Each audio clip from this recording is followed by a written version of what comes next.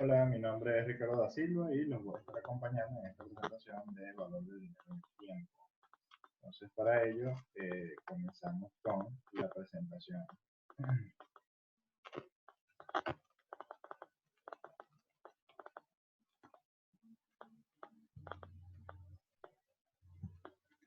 Primero vamos a comenzar con, digamos, el concepto detrás de las matemáticas financieras. Entonces, para ello, comenzamos por definir matemática financiera, que no es más que el estudio analítico, en este caso, de operaciones financieras. El objetivo principal consiste en encontrar modelos matemáticos que permitan describir y comprender operaciones financieras. Fíjense que llevamos dos láminas y aún no definimos qué es una operación financiera. Entonces, en la siguiente lámina lo hacemos. Y no es más que el intercambio de capitales equivalentes en diferentes momentos de tiempo y de acuerdo a una normativa, es decir, que aplica ciertas leyes financieras. Entonces aquí tenemos nuestra primera gran interrogante del curso. ¿Tendrá el dinero el mismo valor a lo largo del tiempo? La respuesta, estoy seguro que ya ustedes la tienen, y la respuesta es no. Simplemente háganse la siguiente pregunta. En enero del 2008, usted iba a un cajero, retiraba 100 bolívares y con esos 100 bolívares iba a algún lugar a comprar. Piense en ese lugar y piense cuál era el poder de compra que tenía ese billetico de 100. Ahora vamos a hacer la misma pregunta para este momento en el 2017. Usted va al banco o va al cajero, en este caso, retira los mismos 100 billeticos en términos nominales, el mismo billete y la misma denominación, y va, en este caso, al mismo establecimiento que fue en el año 2008. Pregunta, ¿puede comprar algo con ese billetico de 100? La respuesta la tienen todas, en este caso, en su mente. La respuesta es no. Y efectivamente hoy día el billetico de 100 probablemente será una parte de una propina que le pueda dar usted a él. ¿Cuáles son los factores que determinan el interés? Bueno, en primer lugar, la inflación o pérdida de poder adquisitivo, que el ejemplo lo acabamos de dar con el billetico de 100 y su poder de compra. Preferencia por la liquidez, es decir, yo siempre voy a preferir el efectivo hoy antes que disponer de él en un momento lejano del tiempo. El riesgo, que puede dividirse en riesgo sistemático y riesgo no sistemático, que es análogo a decir el diversificable. El riesgo no diversificable es el que depende de mí mitigarlo, está en mi, digamos, en mi poder mitigar ese riesgo que pudiese estar inherente a alguna operación financiera como tal. Y en el caso del riesgo sistemático es el que no depende de mí. Haga lo que haga, ese riesgo siempre va a estar latente. En el caso del sacrificio de consumo, va muy de la mano con el tema de la inflación o pérdida de poder adquisitivo. Y digamos, los venezolanos en este momento lo sentimos más que nunca. Es decir, estamos sacrificando la compra de algunos bienes por un tema de poder adquisitivo. Y el costo de oportunidad lo podemos definir en la lámina que sigue, que no es más que la utilidad que dejo de percibir de una alternativa posible por seleccionar otra alternativa diferente. Por ejemplo, si entre invertir en un plazo fijo que me reporta un interés como ganancia de $100 o invertir en la compra de acciones que me dan una ganancia de 150, elijo la última. Mi costo de oportunidad será de $100, que es la utilidad que dejo de percibir por seleccionar en este caso la otra alternativa. El ejemplo clásico de la inflación lo vemos acá. Fíjense que me di a la tarea de bajar la información según el Banco Central de cuál era el índice nacional de precios del consumidor, el INPC, tomando como base diciembre del 2007, o lo que es igual a decir el 1 de enero del 2008. Y allí simplemente lo que reporté año a año fue colocar en este caso cuál fue la inflación promedio medida por el Banco Central. Fíjense que entre el 2008 hasta el 2012 la inflación tuvo un comportamiento relativamente poco variable, es decir, estuvo entre el 20% y el 31%. Luego, en el 2013, vemos un primer, digamos, impulso del valor de la inflación porcentual, y fíjense que ese año alcanzó el 56.20%. ¿Cuál es el hito que ocurre en ese año? Bueno, fíjense que es cuando nos anuncian la muerte de Hugo Chávez, que para la época era el presidente de Venezuela. Luego, en el 2014, fíjense cómo otra vez sufrimos un incremento en la tasa porcentual de la inflación, alcanzando el 68.50%. 2015, la inflación que reporta en promedio el Banco Central, 180-90, es decir, más del doble del año anterior. Y luego, en el año 2016, lo que reporta el Banco Central como cifra oficial de inflación fue 224,40%. ¿Qué relación tiene esto con, digamos, la pérdida de poder adquisitivo desde el punto de vista de matemática financiera? Bueno, que la inflación sigue, en este caso, un modelo o sigue en este caso el modelo del interés compuesto, es decir, una función geométrica.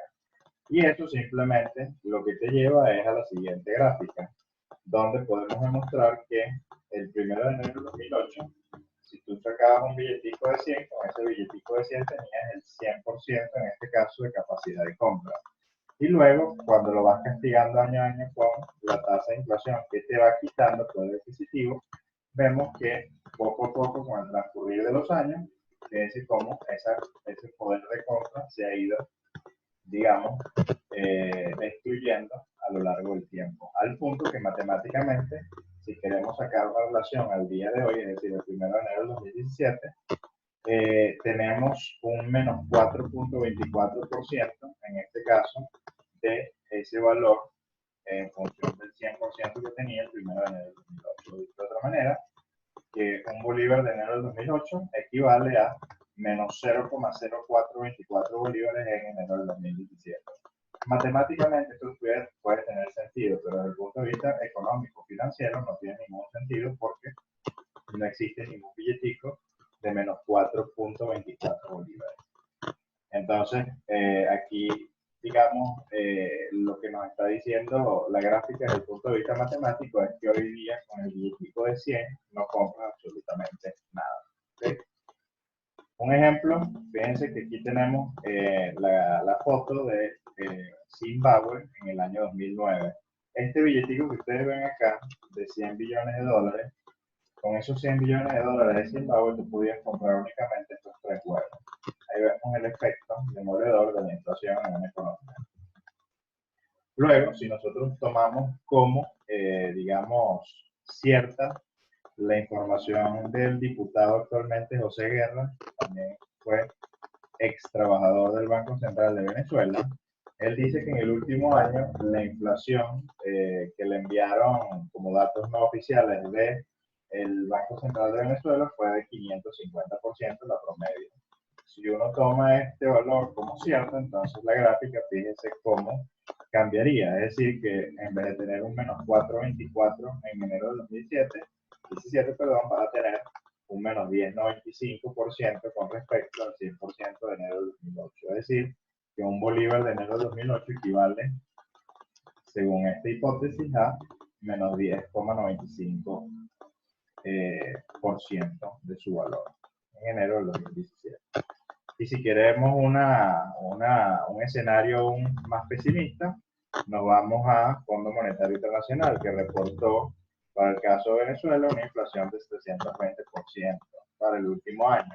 Si es así, entonces fíjense cómo la pérdida del valor del billetico de 100 o de, digamos, de la moneda de un bolívar al enero del 2017 es de menos 15,08%. Es decir, que un bolívar de enero del 2008 equivale a 0,1508 bolívares de enero del 2017. Pasamos ahora a definir qué es el interés. Entonces, se puede definir el interés, en este caso como la I mayúscula, es decir, el monto generado por concepto de interés, como el pago por el uso del dinero o el precio del dinero. Este concepto lo van a ver muy claro en el siguiente ejemplo. Cuando tú vas al banco y abres una cuenta de ahorros y depositas un dinero, el banco lo que tiene que garantizar es colocar ese dinero que tú le estás dando a una tasa superior de la que él te va a pagar a ti. Y por eso, por ese ejemplo que les acabo de dar, tú puedes definir esto que está aquí, no es más que el precio por el uso de tu dinero. ¿Okay? Reglas básicas que vamos a utilizar a partir del día de hoy, entre dos capitales de igual monto, pero en diferentes momentos de tiempo, siempre voy a preferir que estén más cercanos. ¿Por qué? Porque a mayor horizonte habrá mayor riesgo. Luego, entre dos capitales en el mismo momento, pero de distinto monto, siempre vas a preferir el mayor. Esto es bajo la hipótesis que tengas, digamos, la inversión en un mismo tiempo y que tenga la misma tasa. Si tienes el mismo tiempo en la operación y si tienes la misma tasa para ambos capitales, entonces siempre vas a preferir el mayor capital porque es el que te va a generar mayor interés. Entonces vamos con la notación que vamos a estar utilizando a partir de este momento en el curso. BP, o C no es más que el capital invertido, cantidad de dinero que se toma o se da en préstamo. I mayúscula, el monto generado por concepto de intereses. BF, F o M no es más que monto o capital final, donde el capital final no es más que el capital más un monto por concepto de intereses. Si esto lo tomamos como cierto, entonces por definición los intereses serán, en este caso como monto, la diferencia entre el valor final menos el valor presente, tal cual como están viendo ustedes en lámina. Luego nos faltaría por definir N o T, que no es más que el tiempo o plazo que transcurre entre la fecha inicial y fecha final de una operación financiera. La puedes medir en unidades de tiempo como meses, años, días, entre otras. Y finalmente la I minúscula, que no es más que la tasa de interés que se pacta en la operación. Si lo ves desde el punto de vista matemático, es la razón entre los intereses y el capital por unidad de tiempo. Antes de entrar en el ejemplo, me gustaría explicar o ahondar un poquitico más de dónde salen, en este caso, estas tres fórmulas clave. Entonces, aquí voy a irme a la pizarra y voy a compartir pantalla con ustedes en la pizarra. Entonces voy a dibujar una línea de tiempo, que es este que ustedes ven por acá. En esa línea de tiempo vamos a colocar dos puntos, punto 0, punto N. Vamos a colocarle acá, que aquí estamos hablando del punto 0 y aquí estamos hablando del punto N. Entonces, si ustedes colocan por acá un capital a lo largo del tiempo hasta el periodo N, que es este que está aquí, bueno, simplemente ahora, si ese capital que estoy colocando, que lo voy a llamar C, está a una tasa de interés, que lo voy a llamar I, al final de un periodo N, ¿qué voy a obtener yo? Bueno, simplemente lo que voy a obtener aquí al final va a ser un valor final. ¿Y ese valor final quién va a ser? Va a ser el capital inicial que coloqué más un monto generado por concepto de intereses, que es lo que acabamos de definir en la lámina. Esto lo voy a llamar entonces mi ecuación número 1. Ahora bien, si yo quiero dejar de aquí la I, bueno, simplemente la I me va a quedar como la diferencia entre el valor final menos el capital.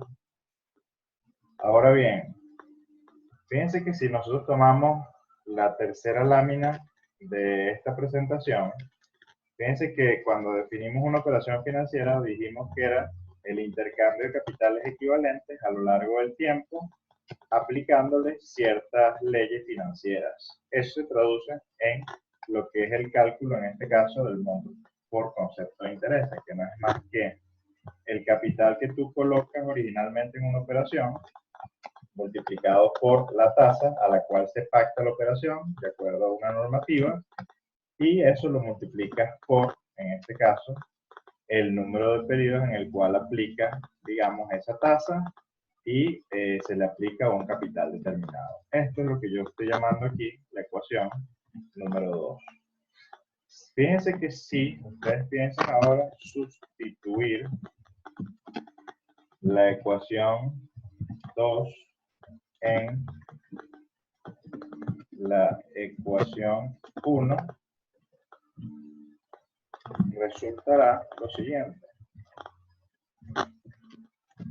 Resultará en que el valor final será igual al capital que coloqué más el monto generado por concepto de intereses. Y ese monto generado por concepto de intereses no es más que, en este caso, según la ecuación 2, el capital que multiplica a la tasa y que multiplica a la n. ¿Qué puedo hacer matemáticamente allí? Fíjense que puedo sacar un factor común, en este caso va a ser el capital, y todo esto me queda multiplicando a 1 más la tasa por el tiempo. Fíjense que eso que está allí no es más que una ecuación de una recta, y esto es lo que yo llamo la ecuación número 3. Si ahora pensamos en la ecuación número 2 y de la ecuación número 2 despejamos la I minúscula, es decir, la tasa de interés, es decir, que la tasa de interés les va a quedar como ¿quién?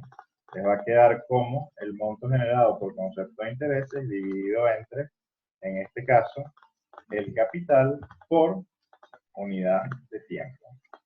Fíjense que eso que estamos haciendo aquí no es más que la definición que acabamos de ver en la lámina, que decía que la tasa de interés que se pacta la operación no es más que el monto generado por concepto de intereses dividido entre, en este caso, el capital por unidad de tiempo. Esto, si quieres reescribirlo nuevamente, te va a quedar como valor final menos el capital que divide, en este caso, al capital por el tiempo. De otra manera, en este caso, de presentar, digamos, matemáticamente lo que es la tasa de interés. Ok, dicho esto, entonces ahora voy a borrar esto que acabo de hacer por acá y nuevamente voy a compartir pantalla con la presentación. Regresamos a la presentación y nos vamos, en este caso, ahora sí al ejemplo. Si se invierte un capital de 1000 bolívares y al cabo de un año nos entregan 1500, entonces, ¿qué podemos deducir de allí en cuanto al monto generado por concepto de intereses y en cuanto a la tasa en la cual se pactó la operación? Bueno, podemos calcular el monto generado por concepto de intereses. 1500 menos 1000 nos da 500. ¿En cuánto tiempo? En un año según el enunciado. Entonces ahora, si yo quiero calcular la tasa de interés que aplico en la operación, no es más que agarrar y dividir el monto generado por concepto de intereses entre el capital por unidad de tiempo. En este caso la unidad de tiempo es 1, por eso no la coloco aquí. Y te queda tal cual como lo están viendo en sus pantallas, 500 entre 1000, que te da 0.5 anual. Dado que tienes en este caso este valor, si lo quieres llevar a porcentaje, te quedará entonces como el 50% anual, que sería la tasa a la cual se pactó la operación. Seguimos. Ahora vamos a clasificar las operaciones financieras y yo las puedo clasificar según el momento de la valoración. Según el momento de la valoración se pueden clasificar como operaciones de capitalización o bien operaciones de actualización o descuento. En el caso de operaciones de capitalización, valor en el futuro, capitales colocados en el día de hoy. En el caso de las operaciones de actualización o descuento, valor en el presente, capitales que se van a recibir en un futuro.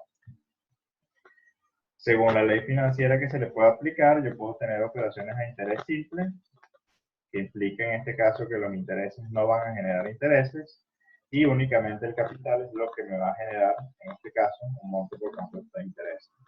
Y puedo tener también operaciones a interés compuesto, donde los intereses se añaden al capital y producen intereses, es decir, se capitaliza. O dicho de otra manera, los intereses generan intereses. Entonces, un ejemplo de esto que acabo de decir, vamos a hacer el mismo ejercicio por interés simple y por interés compuesto y van a ver la diferencia. Por ejemplo, se coloca un capital de $1000 al 10% de interés simple anual durante 3 años. Entonces, vamos a ver qué sucede con el valor final al cabo de los 3 años, aplicando en este caso interés simple. En el periodo 1 vamos a tener el capital inicial, que es 1000. Puedo calcular los intereses del periodo. ¿Cómo los calculo? El capital, que es 1000, por la tasa a la cual está pactada la operación, que es el 10% anual, multiplicado por un año, que es lo que dura este periodo. Resultado, 100, es decir, 1000 por 0,1 por 1. ¿Cuánto es el capital acumulado al cabo de un año? Simplemente el capital que tenía más el monto que me gané por concepto de interés. Ahora, como tienen interés simple, el capital dado que no varió sigue siendo el mismo. Entonces, aplico en este caso el monto por concepto de intereses que me gano en el año 2.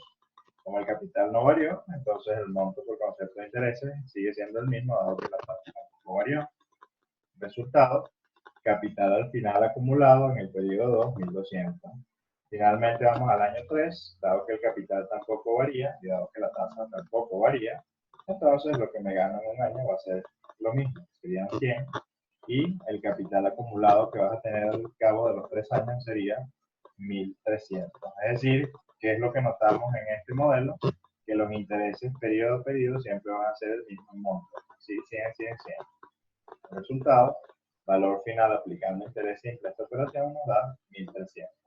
Hacemos lo propio ahora, pero utilizando el modelo del interés compuesto, van a ver que en el año 1, bueno, simplemente partes un capital de 1000, calculas los intereses, que en este caso te coincide con el caso del interés simple que te da 100, y el capital acumulado al final del periodo 1 será el 1100, capital inicial más el monto generado por concepto de interés.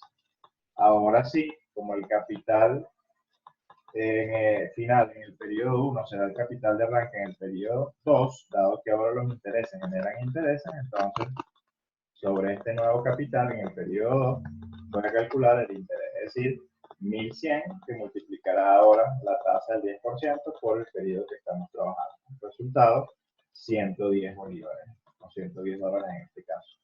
Entonces ahora la suma del capital inicial del segundo periodo más el monto generado por concepto de interés del segundo periodo me da el capital final del segundo periodo, que sería 1210. Capital final del segundo periodo será igual al capital inicial del tercer periodo.